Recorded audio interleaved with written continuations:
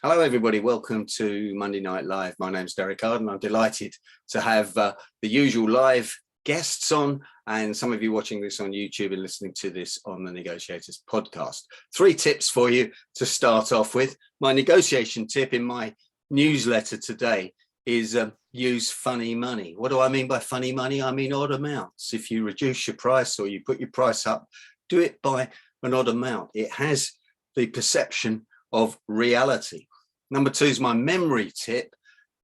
Don't forget to write things down in your own handwriting with your dominant hand. That increases the neurons in your brain and helps the memory. There's no such thing as I'm losing my memory because I'm getting old. It's not using the memory from the quality of information that you are getting.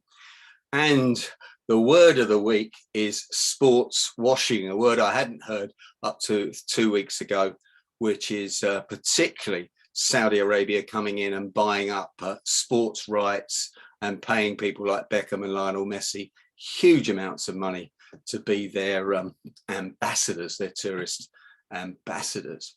So they're my 3 tips for this week. And now over to Pasadena, California, to my friend Carl Walsh. Carl's been hugely involved in this book.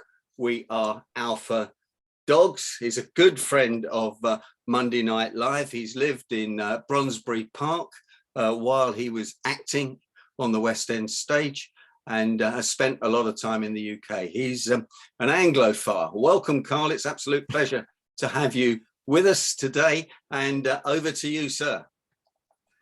Well, I don't know if I'm an Anglophile, but I do think I have 1 foot in each camp. I do span the pond, as it were, since I was educated in London. Well, good evening, everybody. What I'm going to do today is discuss a concept that is found in the book We Are Alpha Dogs that Derek showed you. Now, it's an allegory, much like Orwell's Animal Farm. And just like him, we're making very serious points in it, but it's about business. And I'm going to show you today, we're going to explore what we call the oval table. And the oval table is what we think of as a high performance decision-making team that every business should have or get as close to as possible. The first thing I'm going to do is show you a little test here. So what I want you to do at this point, and what I have told other people to do, is to pretend that you're back as a 14-year-old, a 12-year-old, and you're looking at dogs, and you're trying to pick the one that says the most to you. It has nothing to do with the color of the dog, the gender of the dog, or the breed of the dog. We're not talking about a dog you had once or currently have. Just from this group of 7 dogs, which one reaches out and speaks to you? I'll give you a few seconds to think about that. And I want you to remember the one that you chose.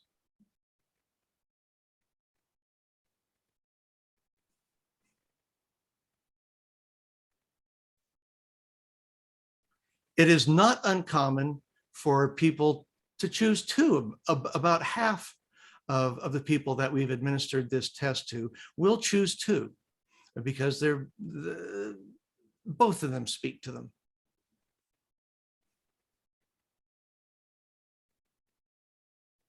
All right. So let's talk about why this test. What's the point of you choosing a dog? Well, what we've done is we've broken down 7 business personalities. That's what happens in the book. And each of these dogs represents one of those personalities. Now, we made them dogs because it's not threatening, and you'll see that we give them names too, so that they're really easy to remember. And even Derek has pretty much mastered the dogs, the names, and their personalities. And that's why we use this method of doing it. And it's very important when you are putting together a decision-making team, when you're managing a group of people, that you understand where they're coming from. What's their thought patterns like? What's their language? What do they understand? What are their concerns? And if you understand that, you can effectively lead them in a high performance manner. So the first one on the left there, that is Stan. Stan's the reality check. He's the reality enforcer, if you will. Nothing gets by his attention, even if he doesn't say anything about it. Very often, he's the guy in the back of the room who's not saying anything, but he's watching, he's listening, and he's mentally recording.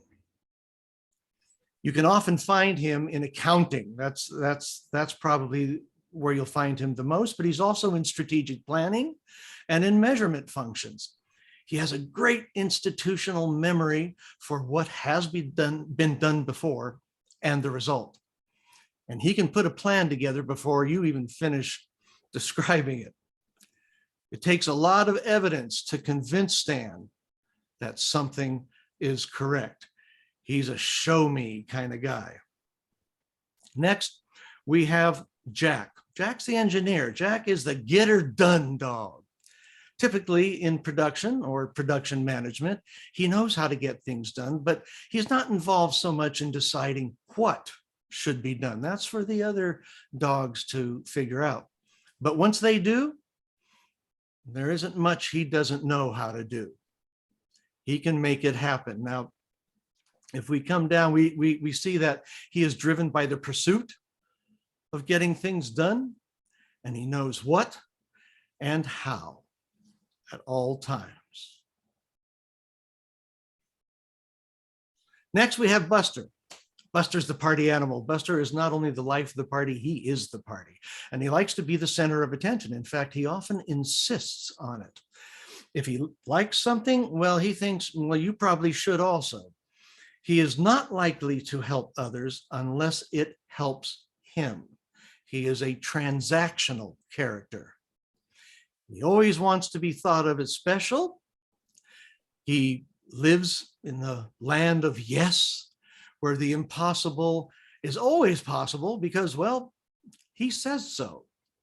And enthusiasm is never in short supply, especially when he's interested in it. He will be found in outside sales, but he can also be very effective in inside sales.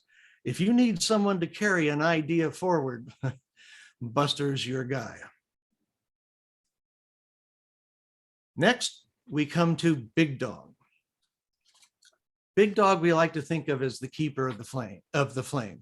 He is the conscience of the business. He is the coordinating leader of the group. He is not a dictatorial leader. He seeks to build consensus at all times, or at least a willingness to try something to see if it might work.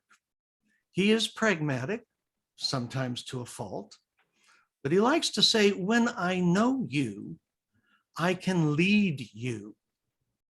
You probably came from one of the other 6 dogs before becoming Big Dog. Maybe he wasn't superior at one of the other roles that they fulfill, decent, but not the best, but he doesn't need to be. That is what the other dogs are for.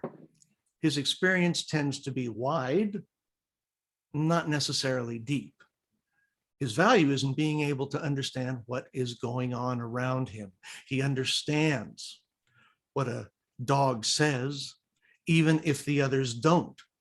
Thus, he can tell the others what the dog meant to say and tell it in a way that they can agree. He is thus able to reduce conflict and create more understanding. His biggest desire is in watching the other dogs achieve their greatness with their contribution. He leads with purpose, inspires with passion, and rewards with gratitude. He is direct when he needs to be, deferential the rest of the time. He is willing to listen to the ideas of others, even if he thinks they're wrong. He's not bossy. He is polite and understanding, so long as an outsider does not attack one of his dogs. When that happens, it's game on.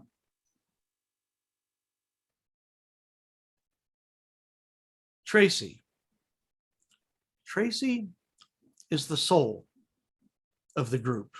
Tracy is a warm and loving dog, and she is the most important dog. While the others need to be there, Tracy is the one who must be there in order to make it a livable place. When things go wrong, which happens from time to time, it's Tracy who will make things right. Many of the dogs don't realize the importance of the role she plays.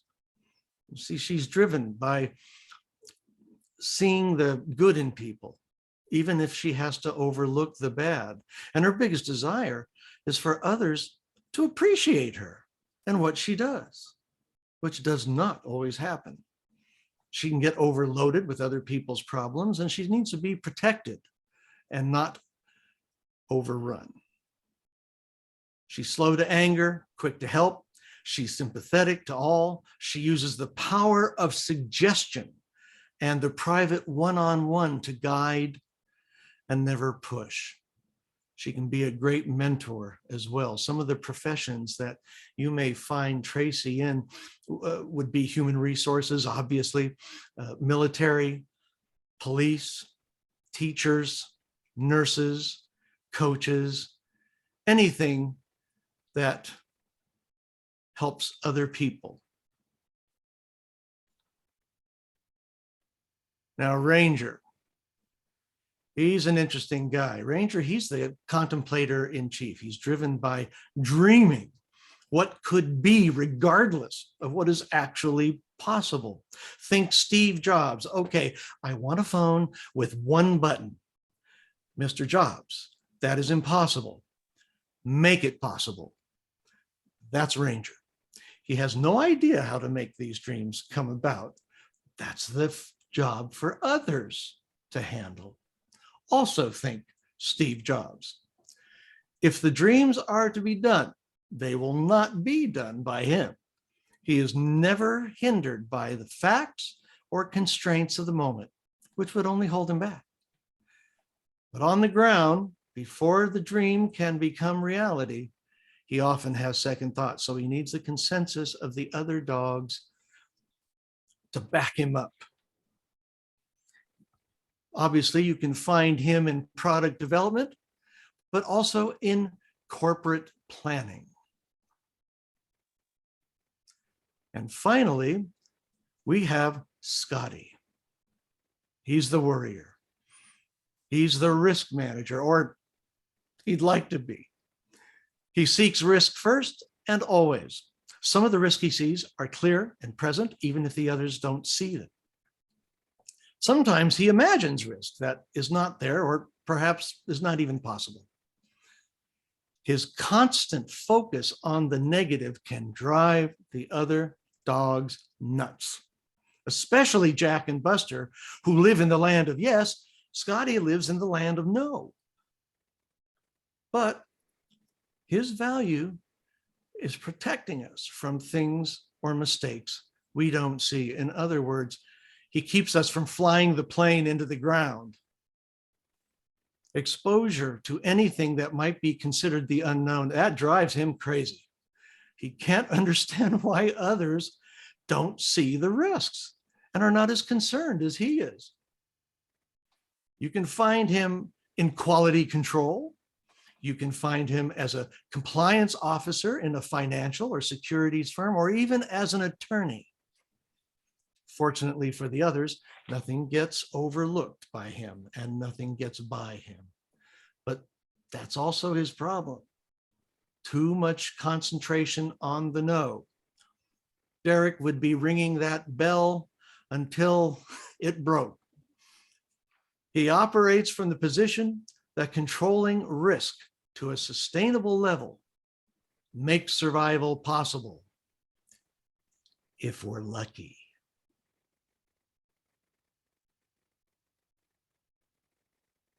And that, ladies and gentlemen, is our oval table team. Having these 7 different characters, these different personalities, looking at the same problem from their different vantage point will almost certainly get you to a better answer, to a better conclusion. And at the oval table, everybody has an equal voice. They're free to speak up whenever they like, as long as they remain civil and focused on the matter at hand. That is the oval table. So let me ask, Derek, what dog did you choose? I chose Stan, who looked to me a little bit like a shepherd dog. Okay. Did you have a second one? Big dog, I think, but I kept changing my mind. So I picked out Stan first. You asked me to do that intuitively. Right. And then you gave me some logical information afterwards, which made me think about the angle. What I did like, Carl, was the fact that everybody had everyone had a different role, and everyone had a balanced role, which is so important in leadership and probably doesn't happen. We talk a lot about diversity in business, and I certainly support that in every way possible. But the one thing that they don't talk about is diversity of thought. And that's what the oval table provides, the diversity of thought. Very important indeed. I'm curious what Godfrey was. Are you down there in Dorset, Godfrey? Unmute. Wow, Carl, that was fascinating. And if this is some sort of magic trick on Britain's Got Talent, you will be amazed to know that I also chose Stan. And the reason I did, Stan was looking me straight in the eye, the others weren't. I don't know if that was significant, but I related to Stan, and that was what you asked me to do, intuition, shooting from the hip. And that are you a strategic thinker? That was my immediate thought. So maybe Derek and I have 1 or 2 things in common that we didn't already realize. Well, you're both strategic thinkers, right? Yeah, Godfrey certainly is, when he was the CEO of his own very successful business. Exactly. But we were also cautious, because if you weren't cautious in banking, you wouldn't be in banking very long. Yeah. I'd like to take. I can tell you, I ended up as a big dog with a minor in Scotty, like big dog. My experience was wide but not deep, and what I was really good at was putting teams together and getting a consensus.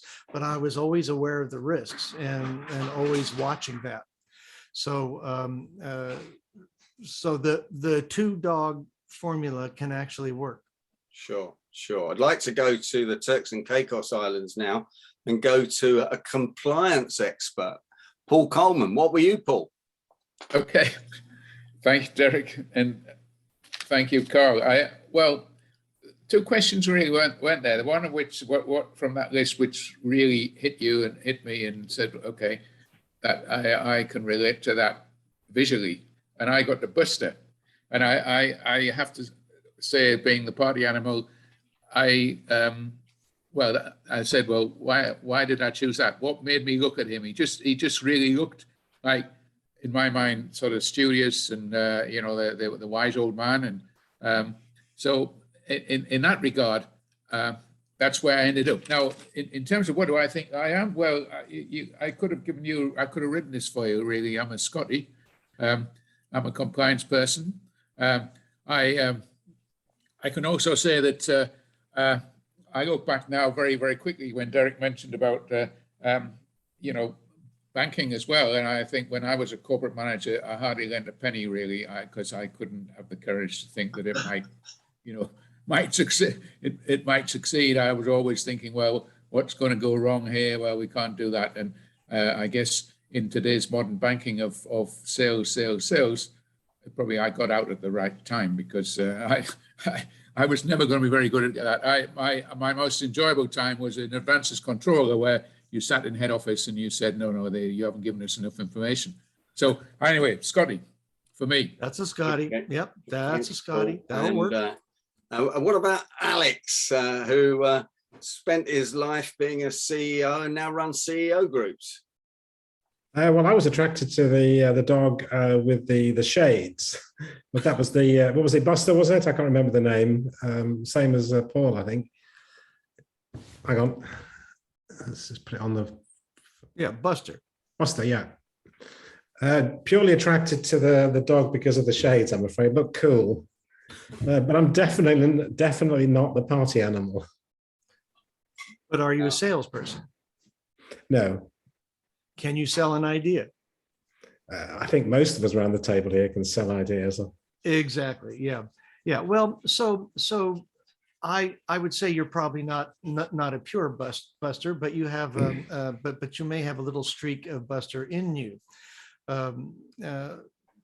Buster being the party animal, that would work great for outside sales. When it comes to inside sales, he's a little more reserved. He's a little more fact-based, so that he can be persuasive, and persuading is his regime, actually. That's great, Carl. We ought to go to some of the ladies. I'm conscious that I haven't gone there.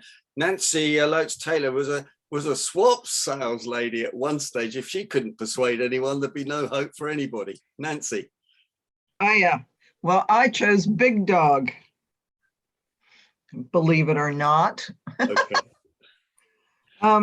And coordinating leader definitely resonates with me.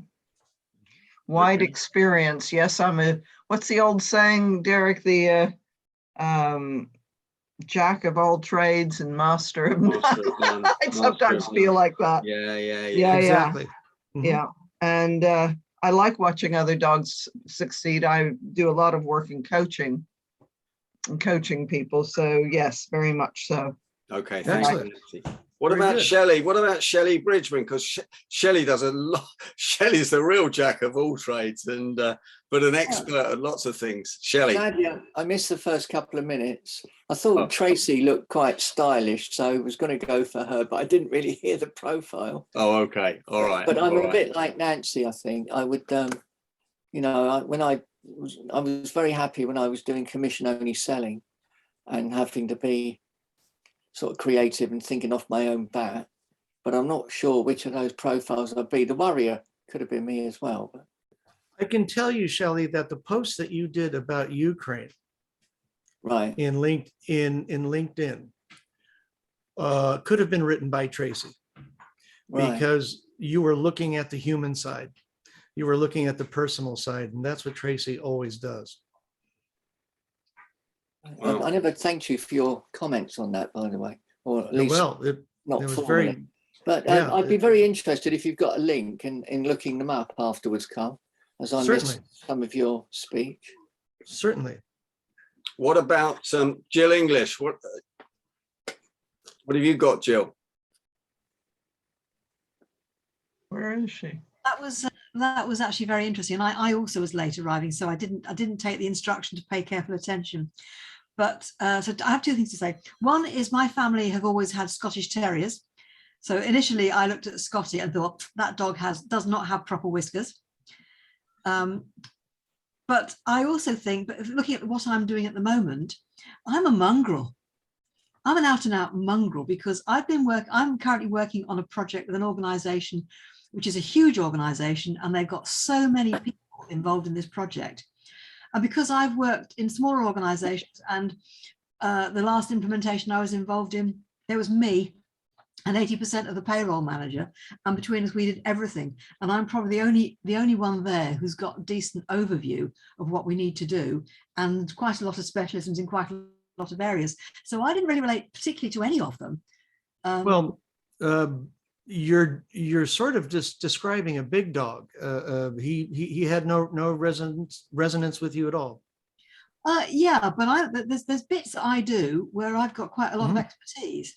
Yes. Okay. So I'm not altogether sure, but I'd have been paying closer attention if I knew you were going to ask me questions, Derek. Well, you'll know for another time, Jill. I'll hopefully not get held up and be delayed arriving to miss out on the brief. Carl, before we go to anybody else, presumably lots of us might move around from all those dogs and change our styles depending on the different circumstances.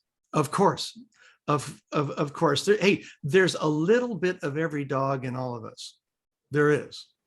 And which one is dominant is obviously going to be determined by your background, your experience, particularly your experience, and the circumstances that which you find yourself.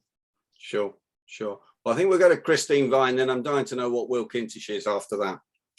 Chris, are you there?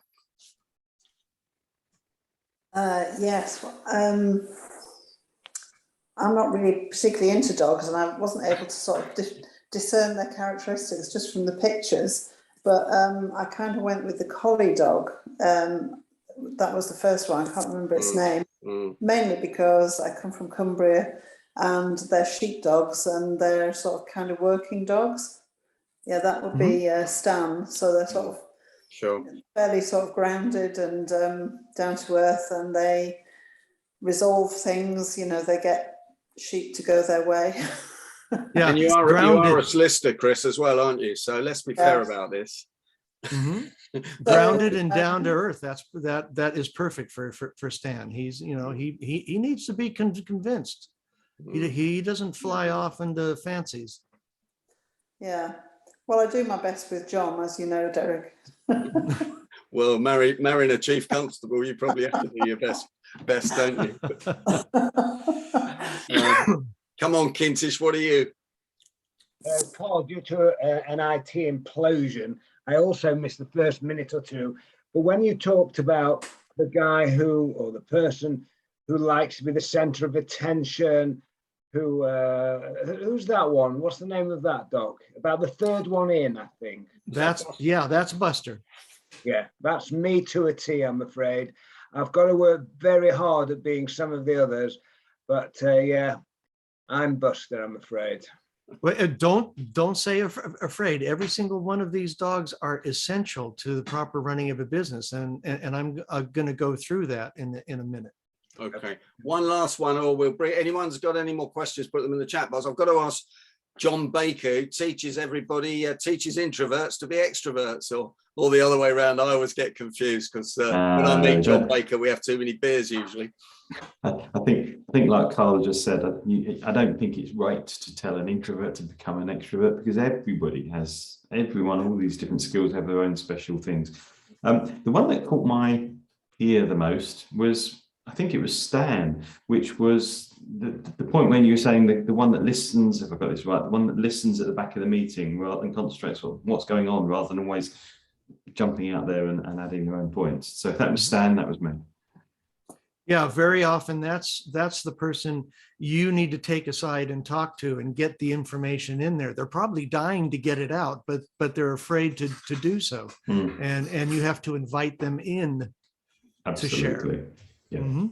So apologies to the people that I've missed, but there'll be plenty of time afterwards. Back to you, Carl. I think you've got some more information. Great, thanks. Just to give you a little bit of background, these drawings came out of years of testing. This thing's been in the works for about 14 years. So, and it did have nothing to do with the breed. In fact, in these pictures, there are certain icons. Yes, the positions of the eyes. Those are the things that are drawing people's attention. The dog itself doesn't matter at all. All right, well, let's move on to the next part, and let's talk about, first of all, something that's sad and tragic, which is how many companies fail. Well, according to the Small Business Administration in the United States, 20% of businesses fail in the first year. 50% by the 5th year and 66% by the 10th year. So we're lucky if we get 34% of companies surviving to their 10th year. I was curious to see how this matched up in the UK. So I did a little research with the Financial Times and with some business think tanks. Here's what I came up with. Interestingly enough, 11% fail in the first year, which, okay, that's cutting the rate in the US almost in half. But look what happens by the 5th year. 61% are gone. And by the 10th year, 64% are gone. And we end up at almost the exact same place as in the United States. And I read an article in the Financial Times saying that, well, the environment in the United States for startups is so much better. There's so much money from other companies to invest in these startups and make them work, lots of investors. So how come we're coming to the same end in both countries? Is there something else maybe that's causing all these failures? Well, let's look at it. And this again was almost identical from what I found in the United States from the Small Business Administration to my sources in the UK. Really interesting, and it makes sense when you think about it. First of all, 42% fail because there's no market need for their products or services. Now, if you had a Stan in your decision-making team, he'd have done the market research and he would have alerted you to it. As an owner, I have this brilliant idea for a product that I think is just the greatest thing since sliced bread. The market disagrees, and Stan would have found that out. Also, Buster, he's always customer facing. He's always talking to the customers. In fact, he's your main connection to the market that you are trying to address. And he would have come back reporting, no one's interested. That's a big number, Carl. That's a big number, 42%. It's huge. It's huge. In fact, it's the largest reason. Now, all these numbers, when at the end, if you add them up, it comes to way more than 100%. But take into account that many companies fail at several of these things, and that's why they go under. 23% didn't have the right team running the business. That happens all the time. You have an owner that thinks he's the only one. Everything is on his shoulders. He's the smartest guy in the room. Let me tell you, if you're the smartest guy in the room, you're in the wrong room. All 7 characters that I discussed earlier are better at what they do, probably, than you are. And they all have input to be made. So they didn't have the right team running the business. Well, Big Dog could have seen that, and he could have put that team together. So often that team is right there. There's a guy out in the warehouse. There's a guy out in the production platform. And you don't normally think of, should they be involved in decision making? Yeah, they should. They should have a voice. They should be guiding the company with their experience. And Big Dog would have put that together. Also, once he did that, Tracy would have made sure they stayed. One of the biggest problems that businesses face is retention. Keeping the great employees that you have, because the great employees are the ones who will leave first. They're the ones who will be offered money and position in other companies because they're great employees. And it's Tracy's job to keep them. Poor product offering. Now, that can mean many different things to me. Is it a defective product? Is it inferior materials, construction, design? There can be many reasons for a poor product offering, or of course it can be like we mentioned before, there's just no market for it. But let's take that one out of the equation. First of all, Buster would be reporting back to you that customers are having problems, that the thing breaks, it doesn't last long, or it doesn't fulfill their needs completely. Is there something else that we can do to get them all the way to the solution that they need? And if it is poor construction or poor materials, Scotty in quality control will find that probably before it goes out into the market. And once that information is shared with Jack, well, he can figure out a better way to build it, or better materials. He can be more efficient. And finally, Ranger, well, he'll just come out with a better way to do it. That's his job, to dream and come up with better ways. 19% of companies fail because they're out competed. Well, needless to say, Stan would have seen that in his market research, that there's a company out there doing exactly what we do at a lower price, maybe with a wider distribution chain. And Stan would be able to see that. He'd also be able to notice immediately declining sales. Why are sales declining? And that's what's going to get him to start looking for the reasons for it. And very often it's competition. Jack can figure out what they need to do. I'm sorry, Ranger is figuring out how to innovate. Very often you are out competed because somebody has copied almost exactly what you do. So in order to stay afloat, you have to innovate. You have to improve.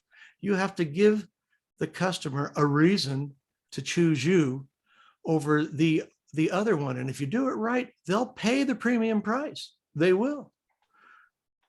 Price isn't everything in the marketplace. And then Jack can figure out how to make that happen. 29% just simply run out of cash. They run out of money. Well, I don't need to tell you that Stan, he's all about the numbers. And at any given point, he can probably tell you what you've got in the bank, what your burn rate is on cash, when the date that you're going to need to start taking loans, and the date that banks will stop giving you those loans. Stan can keep you on track on the financial side.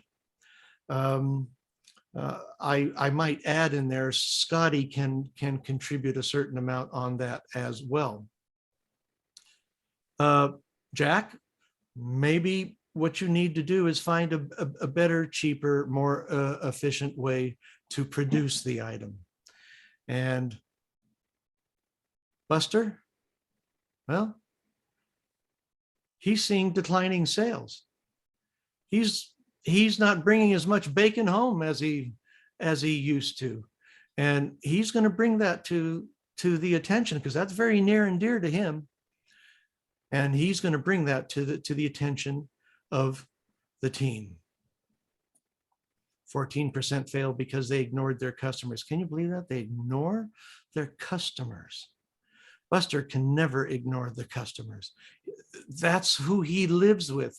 He lives in their world, and he can come back with the input from the customers. It's like complaints. Complaints are pure gold. It's your customer talking to you, telling you what you need to do. Buster's the guy who can bring that to you. Maybe they don't call. Most don't, but they'll talk to Buster. Stan, he's doing his market research. He's finding out what the customer thinks. Maybe he's running surveys. He's finding out what the customer thinks about your product or service. And that's when it comes into the oval table and you decide what you need to do about it. Maybe you're doing great and all you need to do is more of the same, but maybe you have a problem. And if you ignore your customer, well, this is one of the reasons companies go under. And here's the most unbelievable thing. 17% of companies do not have a business plan. They don't. Now, some people are really good at doing a business plan. I think Stan would probably be excellent. But here's the thing, business plans need to change. They need to adapt to conditions. Did anybody have a business plan for COVID? I don't think so. Did anybody have a business plan for the credit debacle back in 2008, 2009? No, I don't think so. So business plans have to be modified constantly, reviewed and modified. And wouldn't it be a nice idea if you had the Oval team there to help you make that business plan? So in the end, what I'm saying is feed your business with the brain power that's right around you. It surrounds you. They're there. You're already paying them. Let them have their say. Let them guide the business. Let them keep it healthy. And if you want to know more about these characters, you can read Doug's book, We Are Alpha Dogs, which is an allegory of 7 dogs on a farm who face a crisis that they need to solve when the humans are away. As I say, it's like Orwell's Animal Farm. It's an allegory, but it makes very strong points about these characters, and it makes it easy to read. And that's available on Amazon. It's also available as an Audible book. So if you want to go into it, We Are Alpha Dogs. And if you want to take the test again, go to wearealphadogs.com. You will choose a dog and it will tell you all about that dog. It'll go into much more detail than I have time for here today. And listen to the Oval Table. It's the podcast for small business. We have been on hiatus during tax season, as Doug and I both have many companies that we need to do taxes on. But our first episode of the new season will be coming out this week, and we have Rusty Gaylord, who spent some years at GE under Jack Welsh, and then went to Apple. He was with Apple for 14 years and became the vice president of international finance. This is a man with a lot of experience, and what we talk about is how to balance your life between work and home, and to find out what it is you really want. I mean, some people, yeah, they just want to spend 24/7 at the office. And if that's what you want to do and that makes you happy, terrific. But why do so many successful people end up miserable? That's what we discuss.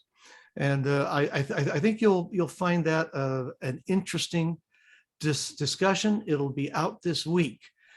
And I'm ready to take any questions that anybody may have about our concepts at the Oval Table. Carl, that was absolutely fantastic. Thank you so much for doing that. Can I ask everybody to give Carl the usual Monday night live? I'm going to stop the recording now, Carl, but would you stay on and answer the questions once the recording's stopped? Of course. Carl Walsh, thanks for joining us. Thanks for putting a lot of energy into that presentation. And also congratulations on the use of Prezi, the new app for presenting. You've put me to shame in the way those pictures came up on Zoom against you. I need to have a look at that very carefully and take a lesson from you. Carl Walsh, thanks for joining us. If you're watching this on YouTube or you're listening to this on the Negotiators podcast, please like it, please pass it on to your friends. My name's Derek Arden and I have a fantastic week, month and year. Thanks for joining us. Carl, that was great. Thanks. My pleasure.